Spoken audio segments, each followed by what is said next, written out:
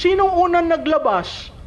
Na tungkol sa mag-ingat po kayo, ito po ang ating susundin. Hindi ba siya? Si Presidente, anong sinabi niya? Parang reporter, may gera na ho. Pag-aaralan ho natin kung anong ating gagawin. Ha? Hindi niya ngayon magamit ang BFF ko.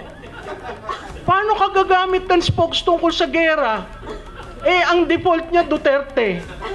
Sige nga, patayuin mo yun sa stage at sabihin, dito po tayo tatawag, ito po ang OWA lines, ito ang DFA. Hindi maniniwala.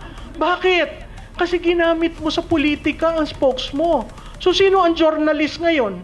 Si BBM. Siya parati ang report ng report. Ha? Imaginein mo ang presidente magsabi, tataas po ang gasolina ng 80 pesos. Sabi ko, ano ito, suicide. Ulitin mo lang yun ng ulitin, di ba? Sa kampanya, ulitin mo lang ng ulitin yung 20 bigas. Ha? Yung 80 pesos per liter. Sabi ko, mahina ito. Ha?